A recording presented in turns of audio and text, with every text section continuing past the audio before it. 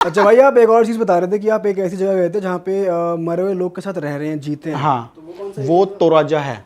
वहाँ पे लोग आज भी मुर्दा लोगों के साथ रहते हैं। ये कहाँ पे है? ये तोराजा में पड़ता है, इंडोनेशिया का ही पार्ट है।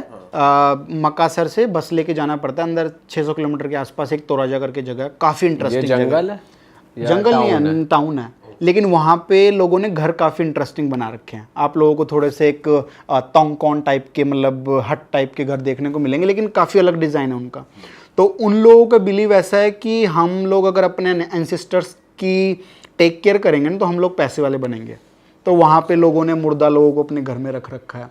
डेड बॉडीज पड़ी हैं। डेड बॉडीज पड़ी हैं कितने उनको, सालों से रखा हुआ है मुर्दों? कई डेड बॉडीज को तो 30-30 साल से रखा हुआ है। तो भाई स्मेल और वो नहीं होती क्या, नहीं, डीकम्पोज? वो लोग नेचुरल मेडिसिन यूज़ करते हैं। और जब कोई मरता है ना तो उसके बॉडी में एक एसिड रहता है, उसको इंजेक्ट किया जाता है। तो वो बॉडी 10 साल 15 साल तक उसकी बॉडी जैसी अपनी स्किन है ना, एज इट इज स्किन रहती है। अच्छा, एज इट इज गलती नहीं है, गलती नहीं है बॉडी। बॉडी और सड़ती चली जाती है टाइम से। सूखती है लेकिन सड़ती नहीं है बॉडी, ऐसा है। और सबसे इंटरेस्टिंग चीज़ उन लोगों के बारे में, तोराजा के लोगों का जो फ्यूनरल सेरेमनी है वो one of the most expensive funeral ceremony है। ऐसा क्या प्रैक्टिस करते हैं वो उसमें? उसमें जैसे कि कोई फैमिली में मर गया तो उसको इंस्टेंट उसका फ्यूनरल नहीं हो जाता। ऐसा है कि तोराजा के लोगों का मानना है कि किसी का फ्यूनरल कर रहे हो, दैट मीन्स उसके फ्यूनरल में मिनिमम 50 बफेलोज को सेक्रीफाई करना पड़ता है। और जब तक 50 बफेलोज का ब्लड जमीन पे नहीं गिरता तब तक उन लोगों का बिलीव है कि उस बंदे की आत्मा भगवान तक नहीं पहुंचती। 50 प्लस बफेलोज, 100 प्लस पिग्स को मारा जाता है। अरे, और ये फ्यूनरल में करते क्या हैं बॉडी, डेड बॉडी के साथ? डेड बॉडी को तो पहले तो जाता है, फिर उसको क्या किया? मतलब जब मर जाता है तो 1-2 साल तक, जब तक पैसे नहीं हो जाते फैमिली के पास में, तब तक बॉडी को घर में रखा जाता है। और जैसे जो जिंदा इंसान रहता है उसकी तरह रिस्पेक्ट दी जाती है।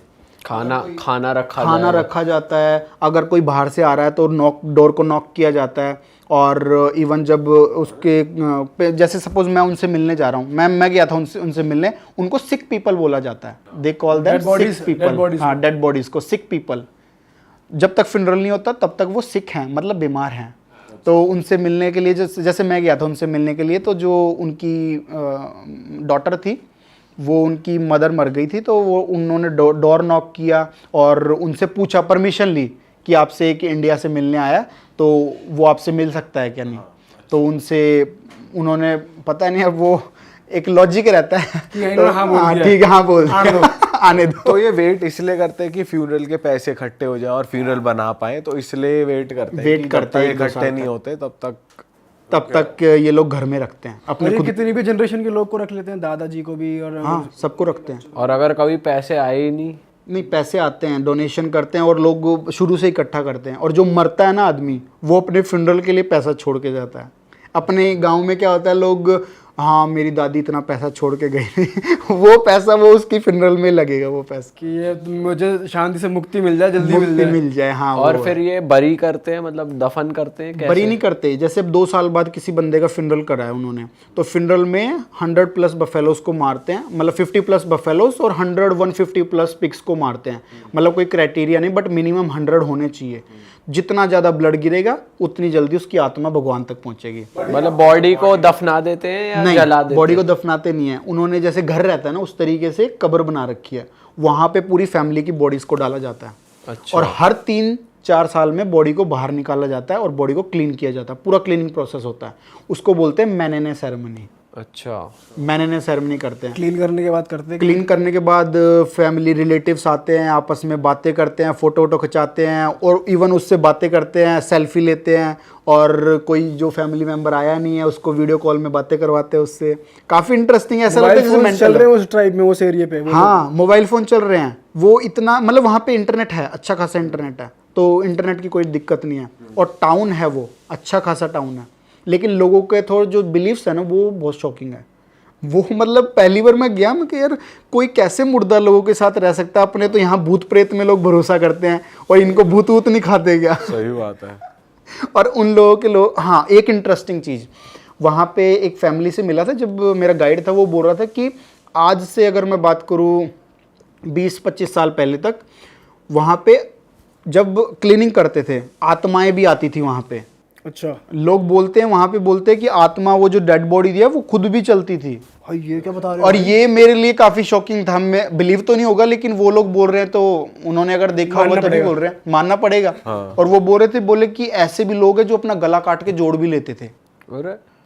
तो राजा में बोलते कि सबसे ज्यादा भूत प्रेत है वहां पे। मतलब इस टाइम पे जब वो फिनरल करते हैं, वो अगस्त के टाइम पे ही होती है वहां पे। मतलब जो मैनेने सेरेमनी होती है वो अगस्त में ही होती है, हार्वेस्टिंग के बाद में।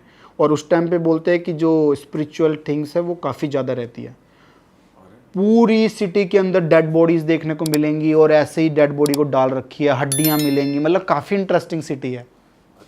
हाँ बहुत और मस्त वो किसकी पूजा करते हैं, किसी पर्टिकुलर? सब क्रिश्चियन है, मतलब जीसस की पूजा करते हैं। और वहाँ पे गवर्नमेंट वगैरह कुछ है वो? गवर्नमेंट है, हाँ, रूल चलता है वहाँ पे, सब चलता है। लेकिन उन लोगों के जैसे अपने अलग बिलीफ्स हैं, अपन जलाते हैं बॉडीज़ को, उन लोगों के बिलीफ्स हैं बॉडी को टेक केयर करो, हम पैसे वाले बनेंगे।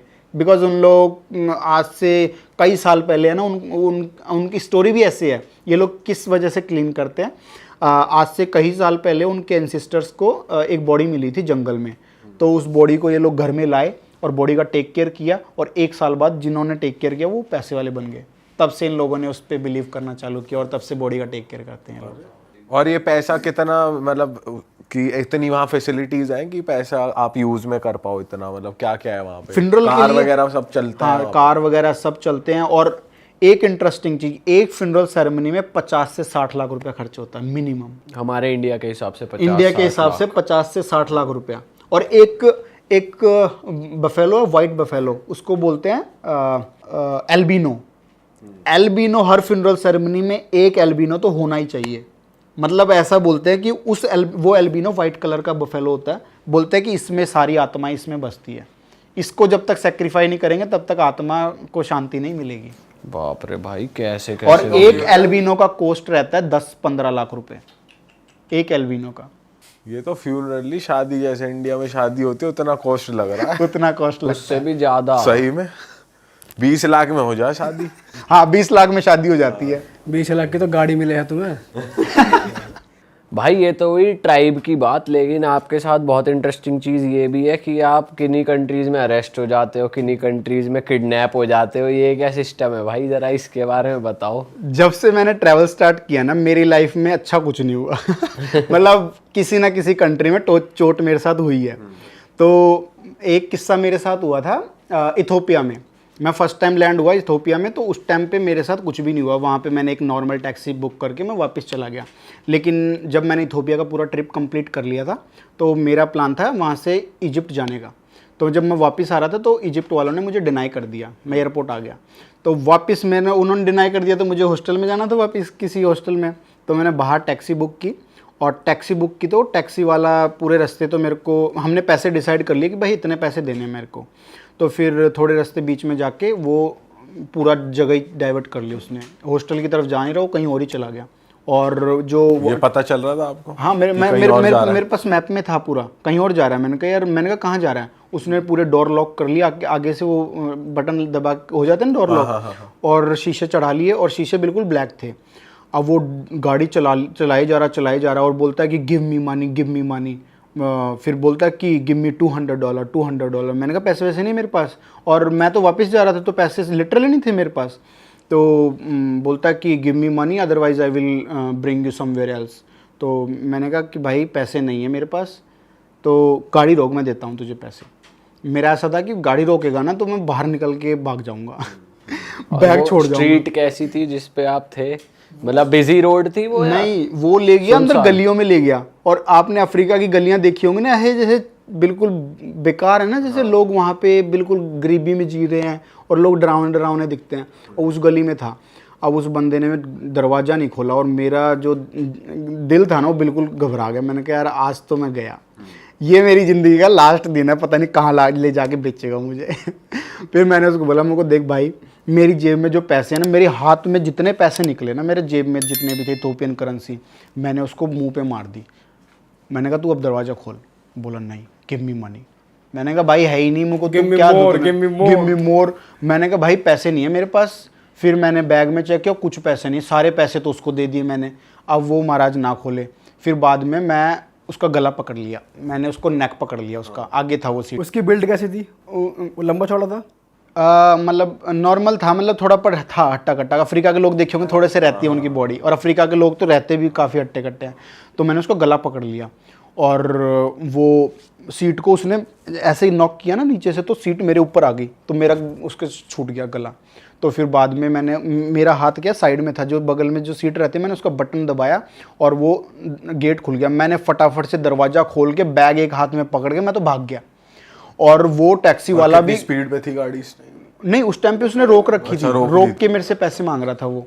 तो फिर मैंने बैग उठाया और मैं भाग गया, और मैंने पीछे मुड़ के नहीं देखा वो कहाँ पे है।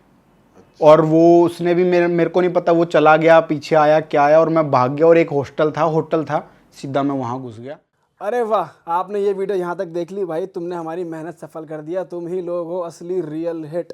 और अगर आपको बहुत मजा आ रहा है ऐसी क्लिप्स में, ऐसी वीडियोस में, तो फटाफट जाइए प्लेलिस्ट पे बिंज वॉच कीजिए और सारी वीडियोस देख डालो और मौज काटो। That is it. हम मिलेंगे नए पॉडकास्ट में, नए क्लिप में। Till then bye bye, see you, take care, do subscribe.